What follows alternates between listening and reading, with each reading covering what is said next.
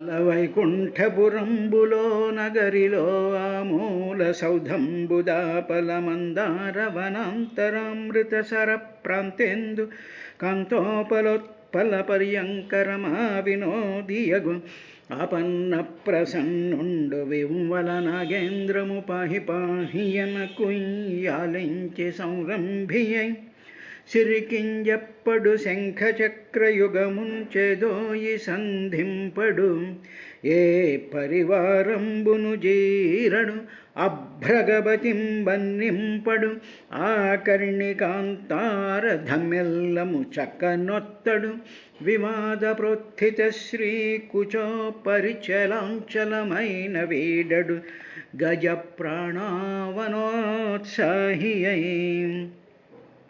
తన వెంటన్ సిరి లచి వెంట అవరోధం వ్రాతమున్ దాని వెంకను పక్షీంద్రుడు వాని పొంతను ధను కౌమోదకీ శంఖ చక్రనికాయంబును నారదుండు ధ్వజినీకాంతుండురా వచ్చి రొయ్యన వైకుంఠపురంబునంగలవారు ఆబాలగోపాలము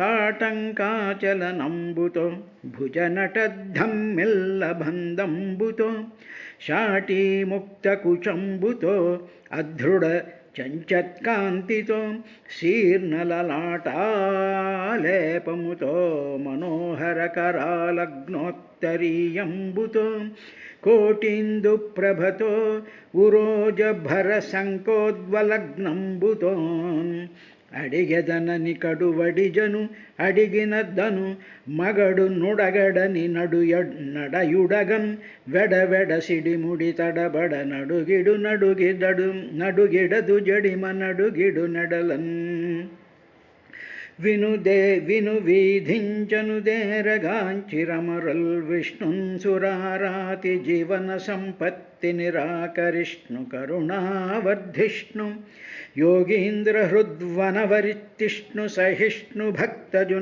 భక్తజన బృంద ప్రభవాలంకరిష్ణు నవోఢోల్లసదిందిరా పరిచరిష్ణున్ జిష్ణురోచేష్ణునిన్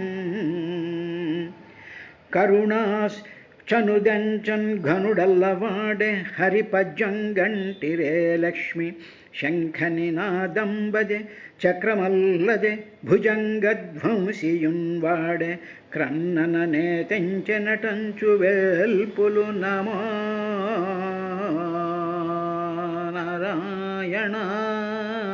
నారాయణాయేతి నిస్వనులై మృక్కిరిమెంట హస్తి దురవస్థావక్రికింజక్రికిం హరి ఓం శ్రీ గురుభ్యో నమః. బ్రహ్మమానసపుత్రుడైనటువంటి సనత్కుమారుడితో ఓ విదురా, రాజు అయినటువంటి పృథుచక్రవర్తి ఆ మహానుభావుల్ని చూస్తూ, స్వామి, ఇంతకు ముందు నాకు శ్రీహరి యొక్క అనుగ్రహం కలిగింది. ఆ అనుగ్రహాన్ని పరిపూర్ణం చేయడం కోసమని చెప్పి బ్రహ్మన్ భగవాన్ యూయమాగతాః, భగవంతు పూజనీయులైనటువంటి మీరు ఇక్కడికి వచ్చి నాకు దివ్యమైనటువంటి ఉపదేశాన్ని చేశారు. దానివల్ల నా శరీరం అంతా కూడా ఏమైందంటే పరిపూర్ణంగా సంతృప్తి చెందిపోయి సంపన్నమైపోయింది. నా శరీరం నిష్పాదిత సంపన్నమైపోయింది అని చెప్తూ, స్వామి, మీలాంటి మహానుభావులకు ఏమి ఇవ్వగలం మేము? ఎందుకంటే ఈ దేహం మీది, ఈ ఊపిరి మీది, ఈ ప్రాణం మీది, ఈ గాలి మీది, ఈ సర్వము కూడా మీదే. అంటే పరమాత్మ స్వరూపమైనటువంటి మీ యొక్క ఇదే. తర్వాత మా మనసులోనూ మా బ్రెయిన్లోనూ ఉండేటువంటి ఇంటెలిజెన్స్ కూడా మీదే. కాబట్టి సర్వము మీదే అయినప్పుడు మేము మీకు ఏమి ఇవ్వగలను అనేటువంటి ఆ విధంగా ఆయన చెప్పాడు. దీనికే ఒక లోభి ఒక ఆయన ఉన్నాడు. ఆ లోభి ఏం చేశాడంటే, వినాయకుడు, బెల్లంతో తయారు చేసినటువంటి వినాయకుడు ఉన్నాడు. లోభి అన్నీ అన్నీ దాచేసుకుంటాడు తప్ప ఏమీ ఇవ్వడు. ఏం చేశాడు మరి? వినాయకుడికి నైవేద్యం పెట్టాలండి, పెట్టకపోతే పాపం వస్తుందండి అనేటువంటి భయం ఒకటి ఉంటుంది కదా. భక్తులందరికీ భయం ఉంటుంది. భయాన్ని భక్తి అనుకుంటున్నారు కానీ భక్తిలో భయం అనేటువంటిది ఉండదు. భక్తిలో ప్రేమ మాత్రమే ఉంటుంది. సరే, ఈ లోభి ఏం చేశాడంటే ప్రసాదం పెట్టాలండి, ప్రసాదం పెట్టకపోతే మీరు అనుకున్నవేమి రావు అని ప్రజలు అంటారని చెప్పి ఏం చేశాడంటే ఆ వినాయకుడు తొండాన్ని విరిచేసి అదే నైవేద్యం కింద పెట్టాట. అలాగా మనం అందరం ఏం చేస్తూ ఉంటామంటే భగవంతుడు సృష్టించినటువంటి ఈ సృష్టిలో ఉండేటువంటి పువ్వులు, పళ్ళు, తర్వాత ఈ సృష్టిలోనే ఉండేటువంటి ఈ పత్తిలో నుంచి నేసినటువంటి చీరలు, పట్టు పురుగులే, సృష్టిలో భాగమైనటువంటి పట్టు పురుగుల్లో నుంచి నేసినటువంటి చీరలే, ఈ భూమిలో భగవంతుడే పెట్టినటువంటి బంగారు ఆభరణాలే, ఇందులో ఉండేటువంటి కొబ్బరికాయలే మనం ఏం చేస్తూ ఉంటామంటే ఇవి పట్టుకెళ్ళి మేము నైవేద్యం చేసామండి, బ్రహ్మాండంగా 100 ప్రసాదాలు పెట్టామండి అని చెప్పి ఈ విధమైనటువంటి విధానం చేస్తూ ఉంటారు. పృథు చక్రవర్తి అదేమీ చేయకుండా ఆయన ఒకటే మాట అన్నాడు. ఏమిటి అంటే, నాకు ప్రసాద రూపంగా అనుగ్రహించినది ఇదే, నేను మీకేమి ఇవ్వగలను. అదే విషయాన్ని చెప్తూ స్వామి ఇంకా నాకు నా శరీరం ఒకటి ఉంది, నా భార్య ఉంది, నా ఇల్లు ఉంది, నా రాజ్యం ఉంది అనుకుంటున్నాను కదా, దాన్నంతటినీ కూడా నిరతంబు నాయందు నిష్పాదితములగు దేహ సమేత మదీయ రాజ్య సర్వసంపదలను సద్విజ దత్తముల్గావున. మీరు నాకు నిష్పాదితము అంటే బ్రహ్మజ్ఞానాన్ని మీరు బోధించారు స్వామి. ఇలాగ బ్రహ్మజ్ఞానాన్ని బోధించినందుకు కారణంగా శాస్త్రం ఏం చెప్తుందంటే గురుదక్షిణ కింద ఏదో సమర్పించాలిగా, తనది కాకపోయినా గురువు గారికి ఆ దక్షిణ సమర్పించాలి అనేటువంటి ఉద్దేశంతో నేను మీకు ఏమి ఇవ్వగలను స్వామి అంటూ దేహ సమేత, ఈ దేహంతో కూడుకున్నటువంటి మదీయ రాజ్య సర్వ సంపదలను, నా రాజ్యము ఉండేటువంటి సర్వ సంపదల్ని కూడా సద్విజదత్తముల్గావున, ఇవి కూడా ఎవరిచ్చారు? మీరిచ్చినవే మళ్ళీ మీకు నేను ఇస్తున్నాను అని, నేను ఇస్తున్నాను అని కాదు, ఎప్పుడు మీవే అని చెప్తూ కావున అవి మీరిచ్చినవే కావున ప్రాణకాంత విభూతి మందిర సుత రాజ్య మహిబల కోశ పరిచ్ఛందంబులనెల్ల. ప్రాణాలు, కాంత అంటే నా భార్యలు, విభూతి నాకుండేటువంటి సంపదలు, మందిర అంటే ఇళ్ళు, సుత అంటే పిల్లలు, రాజ్య అంటే రాజ్యము, మహి అంటే భూమి, బలము అంటే నా సైన్యము, కోశ అంటే నా ఖజానా మొత్తం పరిచ్ఛదంబులనెల్ల ధృతి దళంప. రాజుకు భృత్యుండు రజకీయములగు తంబూల ముఖ పదార్థంబుల చేసి, ఇవన్నీ కూడా నేను ద్విజోత్తములైనటువంటి మీలాంటి వాళ్ళకి బ్రహ్మజ్ఞానాన్ని ఉపదేశించేటువంటి సమస్తమైనటువంటి బ్రాహ్మణులకే అర్పించి వేశాను స్వామి అని చెప్తూ అంటూ, ఇవన్నీ కూడా నేను ఆల్రెడీ యజ్ఞం చేసేటువంటి సందర్భంలో నేను ఇవన్నీ కూడా సమర్పించేశాను బ్రాహ్మణోత్తములకి. ఇక నా దగ్గర ఏముంది అంటూ రమణ సంతర్పణోపచారములు నడోపగతిని వారలక అవి నివేదితములయ్యే. ఇవన్నీ కూడా ముందే నేను ఆల్రెడీ నివేదించేశాను ఆ బ్రాహ్మణోత్తములందరికీ. నా యజ్ఞ నా యజ్ఞం యొక్క ఈ శత అశ్వమేధాలు పెట్టినప్పుడు ఇవన్నీ ఇచ్చేసాను నేను. గాన ఇక మిగిలింది ఏమీ లేదు. మీకు ఉపచారము ఎగతినొనర్తు అతుల గుణ సాంద్ర యోగి కులాబ్ధి చంద్ర అని పోతన గారు కొంచెం మార్పు చేశారు. వ్యాసభాగవతంలో ఏముంది అంటే, ఓ మహాత్మా అని చెప్పి సనత్కుమారుడికే ఇవన్నీ ఇచ్చినట్టుగా ప్రాణోదారస్సుత బ్రహ్మన్ గృహశ్చ సపరిచ్ఛదాహ రాజ్యం బలం మహీకోశి ఇది సర్వం నివేదితం. నివేదితం అనేటువంటి సమర్పించబడ్డాయి అనేశాడు. అనేటప్పటికి పోతన గారు సమర్పించబడ్డాయి అనేటువంటి ఆ భూతకాలం పదప్రయోగాన్ని బట్టి పోతన గారు ఆ యజ్ఞాలు చేసినటువంటి సందర్భంలో ఇవన్నీ బ్రాహ్మణులకు సమర్పించేశాను స్వామి, ఇక నేను మీకు ఏమి ఇచ్చుకోగలను అని అన్నాడు. అందువల్ల కొంచెం క్లారిటీ ఈ శ్లోకం యొక్క క్లారిటీ పోతన గారు ఈ పద్యంలో ఇచ్చారు. అంటే ఏమిటి, అంతకు ముందంతా నేను ఇచ్చేసాను, ఇక మిగిలింది ఏమీ లేదు, ఇక మీలాంటి వాళ్ళకి ఇవ్వడానికి ఇవన్నీ అనవసరం అని చెప్తూ, అటువంటి మీ వేదవేత్తలకి ఇవన్నీ కూడా ముల్లోకాలకి ఆధిపత్యం మీరు, కాబట్టి ముల్లోకాధిపత్యం అయినటువంటి వాళ్ళకి మీకు నేనేమి ఇవ్వగలను అని చెప్తూ, ఇంకా ఆయన ఏమన్నాడు అనేటువంటి విషయాన్ని చెప్తూ, వేదవేత్తలు తమ సొంత ఆహారాన్ని వాళ్లే భజిస్తారు, సొంతంగా వాళ్ళ వస్త్రాలు వాళ్లే చేసుకుంటారు, పరాయి వాళ్ళ యొక్క ధనం మీద ఆధారపడరు కదా.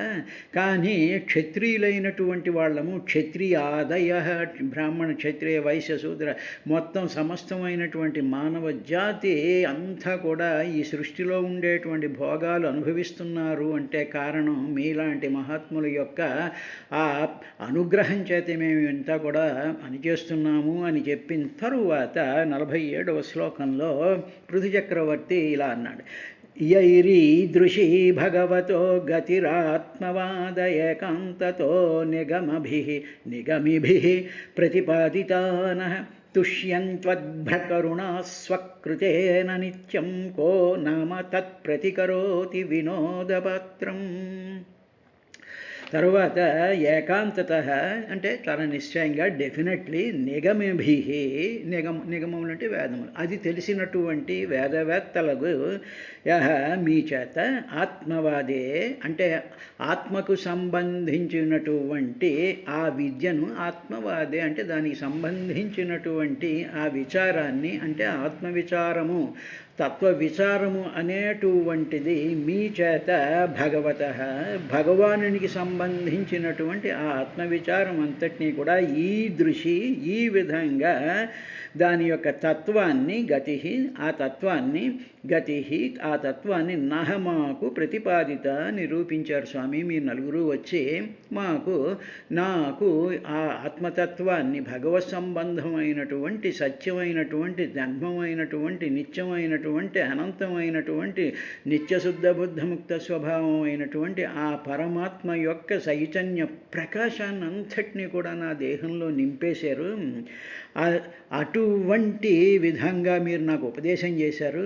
ఇంత ఉపదేశం చెయ్యడమే, ఈ ఉపదేశం నాకు చెయ్యడంలోనే మీరు సంతోషిస్తారు కదా. అంటే నాకు సంతోషం, గురువుకి సంతోషం ఎప్పుడు కలుగుతుంది అంటే శిష్యుడు ఏదో పట్టుకొచ్చి గురుదక్షిణ ఇచ్చినందువల్ల కాదు, ఆ వినేటువంటి శిష్యుడు, భాగవతాన్ని వినేటువంటి వాళ్ళు మనస్ఫూర్తిగా భగవంతుడి మీద శ్రద్ధగా విన్నట్టయితే, వినినట్టు ఈ గురువు ఫీల్ అయితే అప్పుడు ఆ సంతృప్తి, ఆ గురువుకి కలిగినటువంటి సంతృప్తే గురువు శిష్యుడిచ్చినటువంటి దక్షిణ అవుతుంది.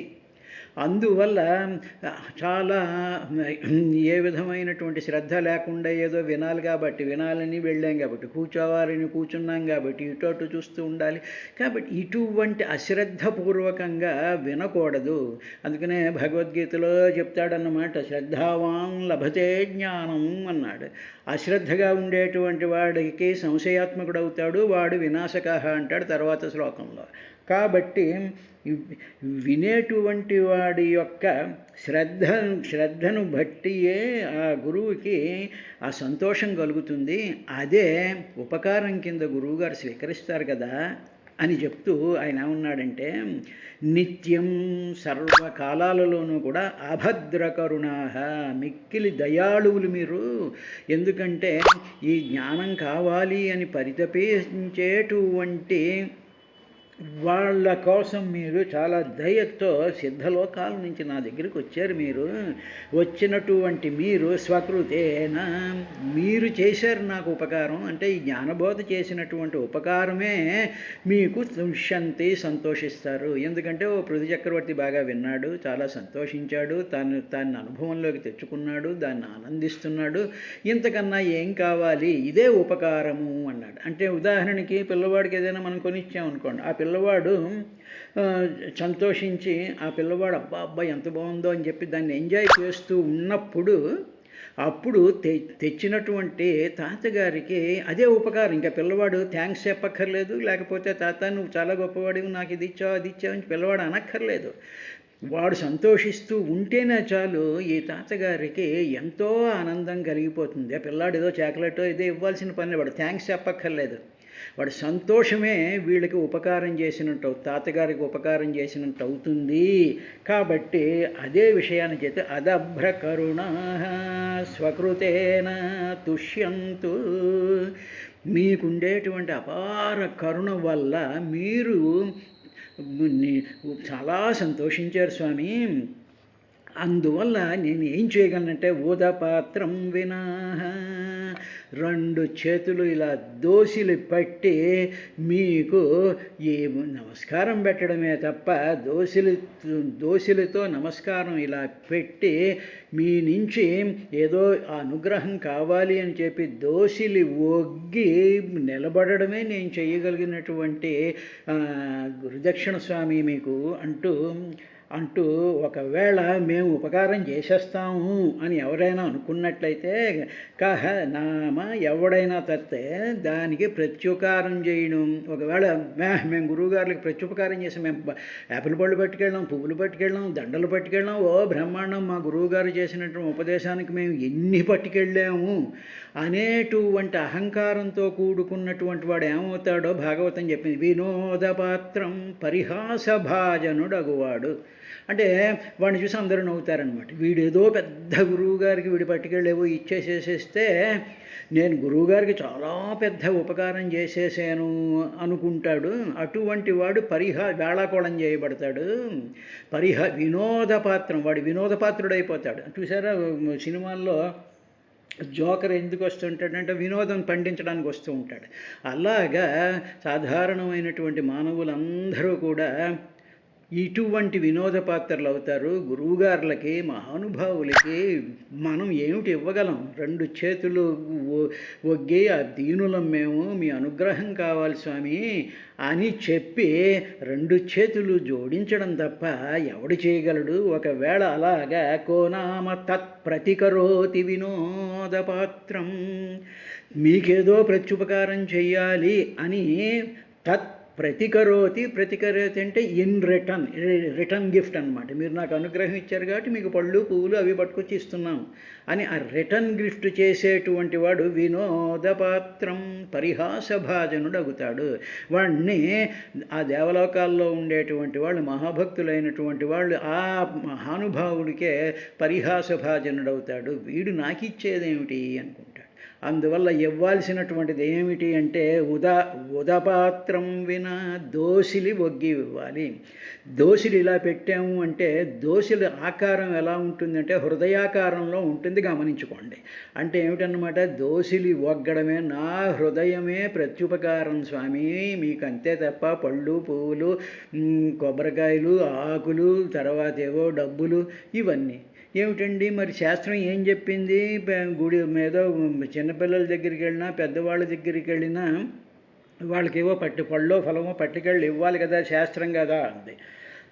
అది శాస్త్రమే, కానీ ఆ శాస్త్రాన్ని శాస్త్రం కింద వాడుకుంటున్నావు తప్ప అక్కడ నువ్వు అనుగ్రహం పొందేవు. అనుగ్రహాన్ని, భగవద్ అనుగ్రహం పొందినటువంటి వాడు ఇవేమీ చేయలేడు, జస్ట్ నమస్కారం పెట్టి కూర్చుంటాడు. అందుకనే విదురుడు దగ్గరికి శ్రీకృష్ణ రాయభారం అయిపోయిన తర్వాత నేను విదురుడింటికి వెళ్ళి భోజనం చేస్తాను అంటాడు శ్రీకృష్ణుడు.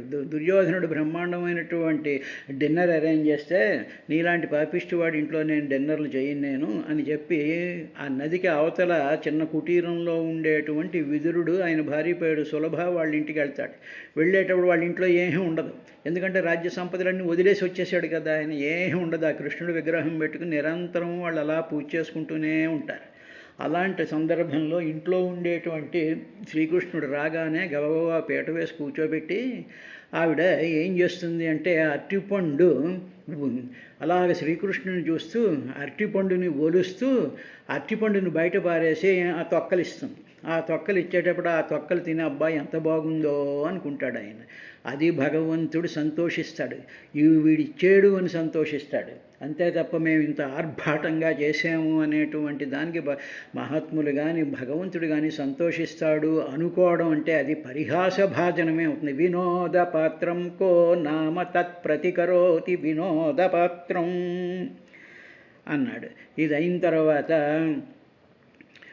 ఎవడైనా పరిహాసభాజనుడు అవుతాడు అనేటువంటి విషయాన్ని పృథు చక్రవర్తి చెప్పిన తర్వాత అప్పుడు మైత్రేయ మహర్షి విదురుడితో ఈ విధంగా అన్నాడయ్యా అని చెప్పి సూత మహర్షి సౌనికాది మహర్షులకి నైమిసారణ్యంలో చెప్పినటువంటి విశేషాన్ని సుఖబ్రహ్మ పరీక్షన్ మహారాజు గంగానదీ తీరంలో భక్తి యొక్క తత్వాన్ని పృథు చక్రవర్తి సనత్కుమారుల మధ్యలో జరిగినటువంటి అత్యద్భుతమైనటువంటి భక్తిభావం యొక్క ఉత్కృష్టతని ఆయన వివరించాడు.